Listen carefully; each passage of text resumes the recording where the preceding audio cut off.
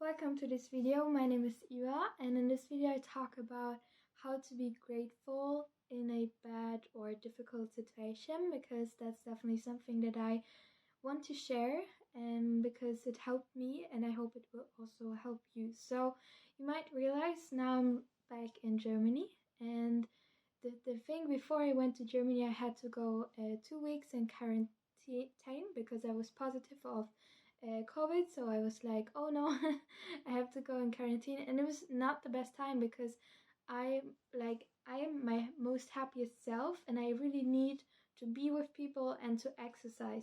And when you cannot do it because you're forced to be inside a room, like I did not like it at all, and I was so sad. And also for me, freedom is just a right and something that is so important to me, to have the freedom to go for a walk or have the freedom to meet friends. For me, freedom is a value and the right that is probably the one of the most important values for me. So for me, being stuck in a room and being forced to be inside, I don't like it. So I tried to be positive, but I was not that positive, not that grateful. And the thing is, it was always unsure how long I will stay and if I can go home in my home country. So I was in this constant state for over 2 weeks of um of not being sure what is going to happen, and uncertainty, and that made me really angry, and I developed this inner anger at about the situation that is going on, for the government, that they're doing all of these rules all the time and changing so fast, and just deciding something without really maybe thinking so much about it. And I had really had this anger. So when I finally came home to Germany, I really, for I think 1 week, had this anger still inside of me. And then finally, when I went to Munich, it was so weird because I got this culture shock, because Munich is quite different than the Canary Islands. And also, just seeing everywhere the advertisement for, the vaccination. Instead of vaccination, I say V word, because if not, I think this video might get deleted by YouTube. So instead, and I just saw all of this advertisement for the we for the we word, um, and it really struck me, because in the Canary Islands I try to not read the news every day. I try to create my own little bubble where I did not have to deal with uh, the mad, in my eyes it's really madness of humanity in this kind of age or in this situation. And I really tried not to look at it, and also it in Las Palmas de Gran Canaria, it worked because I was hanging out with a lot of Erasmus students, and they were more chill about this whole situation. And also it was so funny because we also had regulations from the government, but at the beach somehow it was really more relaxed. So that really helped to not get into this spiral of this downward spiral. But when I went back to Germany, it really just hit me, and I had to, of course, in order to get back to Germany, because I'm not vaccinated, I had to research everything, read the news, and I was really in a bad mental headspace, because I was thinking, what is happening with humanity? Because in my opinion, it the regulations that are made, and the um, the decisions from the government, and all of that are taking, the decisions that are taking, is you cannot compare them to the coronavirus. For me, there's no balance between that. For me, the taking away rights from people, especially now with the situation with people being unvaccinated and they lose so many rights, it's not, you cannot put that in the same category, in my opinion. So for me, just seeing how the government and the media and the news is really influencing people in train station, and people just walking around with masks, and also small children walking around with masks, it just really shocks me. And I personally believe that community is important, because humans are community people and we are meant to thrive in community. And I think when you take away this community part, this touch, the community from people, that's really how you create disease. A lot of mental diseases. So yeah, I'm not a big fan, and just seeing people, it hurts. It really hurts if people say like they like you can see here's a corner, and then here are people, and then one person really pushes them to the corner so that they don't touch any other people because people are poisonous or something. And I'm just like, what is going on? When are people when did people start to be scared of other people? I mean, there's a division, a separation created in society, and I think that's very, very, very concerning. And also about the vaccination, what I think is very concerning are several things. First of all, that the government says, oh, it's your body, you decide what you put in your body, but I will take every single right from you. You will have arguments in your family, you will have you cannot go to different countries, or you really have to pay a lot of money if you want to go to a different country. You might have to go to quarantine. You might lose your job, because in Germany I have a friend, and if he would not have get the vaccination, he would lost his job. So you will lose your job, you will and hence you might be losing your house, you might not be able to support your family, you might lose everything if you not get this shot of vaccination. And for me, that's just terrible, terrible, terrible what is happening. Because for me, what I put inside my body, what I put in my body, what I inject myself with is my decision. And if I think that a vaccination works or not, or that it's harmful or not, or that there are no long-term studies or not, it is my decision. It is my decision. And the government forcing it upon people, it is not something that the government should do, in my opinion, because it's my body. It's my body, it's my decision. And from the past, we know that there was medication, there was vaccination that now we know was poisonous and hurt people, hurt children, made them become disabled, because there were substances in the medication and the vaccination that really hurt people, and we know that now. And I think we as people, as humankind, have to put away our ego and realize and recognize that we don't know it all, that we make mistakes, the government makes mistakes, and that we really have to that the government makes mistakes and the government does not know it all. There are people in the government that are very smart, intelligent, but I think a lot of people have this notion that people in government or in United Nations or in those big authorities are kind of different people. They're smarter, more intellectual, and that is not the case. They're normal people. There's really not so much of a difference between a person working in a supermarket and a person working in United Nations, except for a different form of education. And when I was just my experience when I was a teenager, I was doing this project of Model United Nations where we were coping and doing events in different countries and coping what are the delegates of, for example, the United Nations doing. And what I realized is that there are definitely teenagers who are really smart, very intelligent, but there were also really people and teenagers who lost touch to reality, whose parents had really a lot of money. They did not have to struggle so much, so they really lost a little bit touch to reality. And I think that this is also happening to in the government right now. That's just my personal opinion, that this is happening, and that people say maybe they have influence from the pharma industry or from the medical system, and so they really just make decisions without them being efficient or helpful. And that's also something that I really think is not going very correct. So that really annoyed me. And another thing that really stressed me and made me go into this mental negative headspace was when I was looking at what is happening in France or in um, Austria or Australia, as I was looking into the news, that apparently in France they're forcing people, if they want to go to a restaurant, they have to be vaccinated. And for me, that's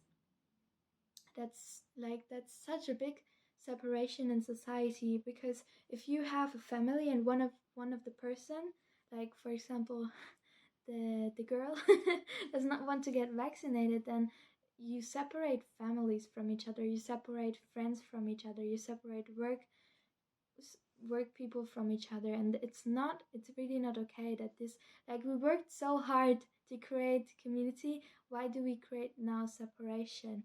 Like, I think people with this, like politicians, in my opinion, they have no idea how to get out of the situation that they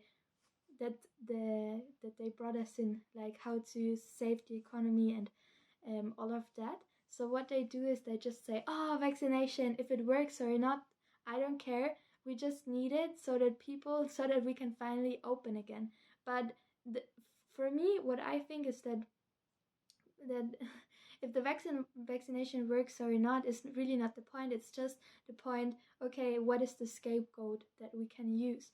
What is, like, the pill that we can take that will solve our problems? And they chose the vaccination. But it's for me personally, it's just a thinking of black and white that does not really make so much sense, because even though we take the vaccination, not all of the problems are solved. And like, from my point of research, it is still that even though you have the vaccination, apparently there are different mutations of viruses.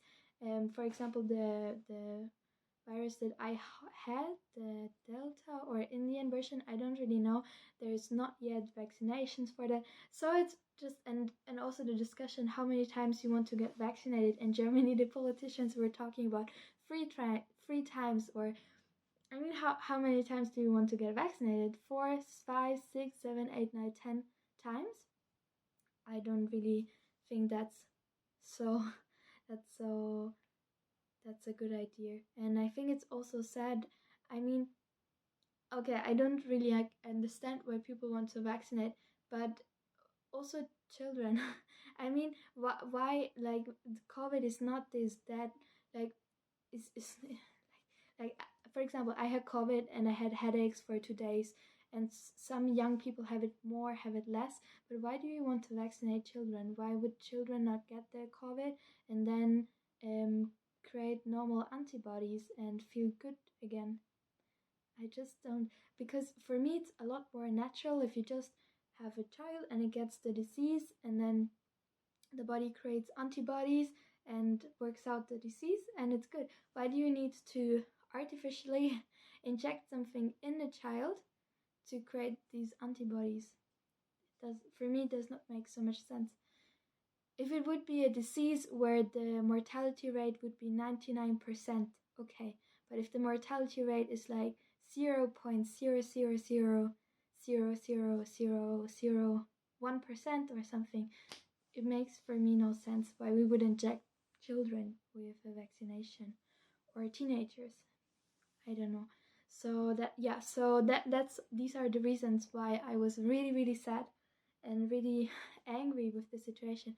But then to get out of it, I was just saying, okay, I want to find a balance. I want to protest because I don't think it's okay for the government to create a separation and to take away rights of people just because they don't want to inject themselves with a substance. So I want to protest against it in ways, for example, making this video. That is a form of protest for me because I share my opinion freely. That's my way of protesting. And but also finding a balance with being grateful for what I have, because I need to accept that humans are very, like, it's easy to manipulate humans. It's easy for people to get brainwashed. And the way to brainwash people, in my opinion, is really simple. It's just having one like one sentence, and if you read it every single day, what people do if they watch news, if they hear the radio, if they are in the train station and they see the posters, for example, um, like you have maybe you have read 1984 by George Orwell. That's a fantastic book. I would really highly recommend to read it because this book explains this system of manipulation very well. So, for example, if we say peace is bad, war is freedom, and you repeat it every single day, every single day, all the time, say to children. With the time, children start to believe it, and then children become adults, and adults teach again their children, and those children become adults, and with over time, lies become truth, and truth becomes lies. And this sounds very strange, but it's the reality. If you repeat something often enough, it becomes reality, even though it was wrong. And that's really something that people forget. And I think people have ego. I myself also have ego, and we think that we are better or smarter than this, and that we can withstand manipulation. And the truth is, most of people cannot. Especially if you just, you have a normal job and you come home and you're super tired, maybe you have children, you have to care for your children, you don't want to research 2 hours for the truth. You just watch a little bit the news so that you're up to date. You don't really question much. And I cannot judge people because if you have a job and children and maybe your dad is sick or something, you don't have much time, so you just take things as they are, just very black and white, just because you don't have the time to do real research. So yeah, so for me, understanding that people can be manipulated and that this will always be the case, and to accept that, and to accept that I might lose money or rights, to accept that in a way, and to really focus, okay, what can I do? How can I take responsibility over what I have? How can I take responsibility for my freedom, for my business life? So for me, what really helped me was to shift my focus away from, okay, what's going on in the world, which I think it is important to understand what is going on. It is important, really important, but you also have to shift your focus towards creating more freedom for yourself and taking responsibility over the actions that you can do, basically, to focus on what you can do. What I can do and what I want to do is to work on my business so that I can become location independent, government independent, and then I'm not dependent on a boss who says get the vaccination or I fire you. I want to have my own business. I already have it, and I want to make more money with that. So that's how I make how I shift my focus. My focus is really on creating wealth, because I think that even though a lot of rights will be taken away from you, no matter if you have money or not, I definitely believe the more money you have, the less rights can taken away from you, because you can say, okay, if the situation gets so bad, then I have the money to relocate and go into a different country. And that's just something that people with no money, they cannot do. So I really want to get a lot more money so that I can do that, so that I can have freedom. For me, money is really freedom, and freedom is money for me. So that's really what I want to do.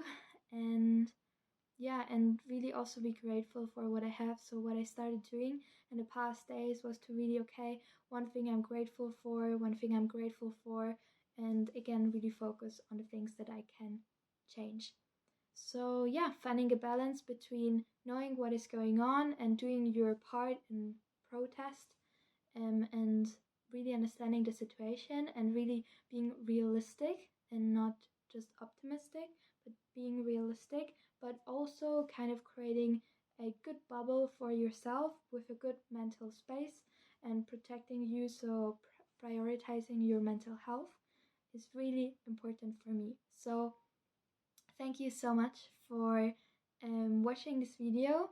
I know that a lot of points might be like a lot of people might not agree with what I say, and I think that's really okay, because I think it's important to have different opinions. I think that we in Germany don't have it right now because the media portrays it very, very simplified and does not really allow so much, in my opinion, to have a different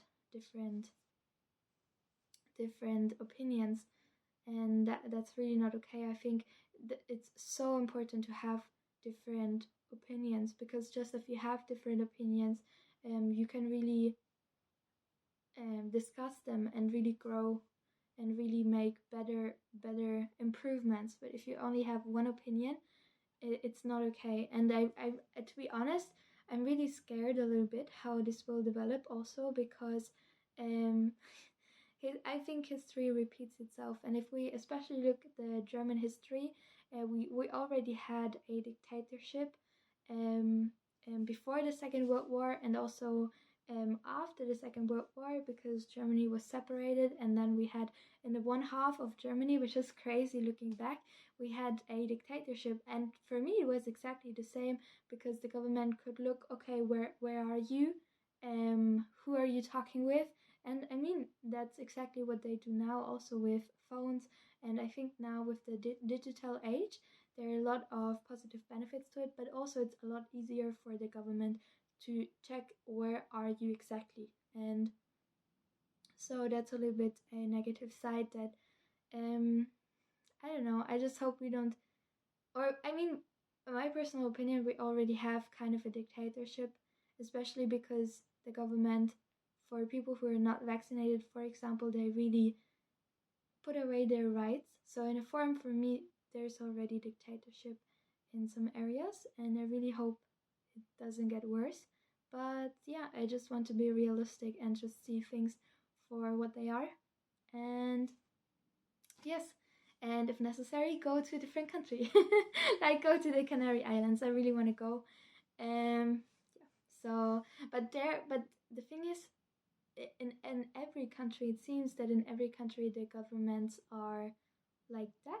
So yeah, I just sometimes I'm just like, okay, in which country you can go and just live on a land, have your own garden, have your own stuff, so that you're less dependent on the system. So yeah, that's just something that I think. So because in the end, I mean, if this situation it happens again, and if you're living in a city, especially in northern countries such as Germany, you're super dependent on the system, and the system is just could break down. I mean, let's be honest, it could really break down. So what do you do if you live in the city and you depend on the system? So that's why I think it's really important to learn more about sustainability, learn more about growing your own food. Yeah, I think that's important. So enough said for this video. If you have any opinion to share, and that would be awesome, just write them down in the comment section. I read your comments, I think about them, I answer them, and that would be really, really interesting. If you want to learn more about me and what I'm doing, and if you want to get healthier, then definitely check out my free raw vegan meal plan. And yeah, and also see me on Instagram. I post a lot more on Instagram. I'm a lot more active on Instagram, and that's really what I do. And yeah, I hope you have a wonderful day. Thank you so much for watching, and I wish you the best day. A lot of love, Eva.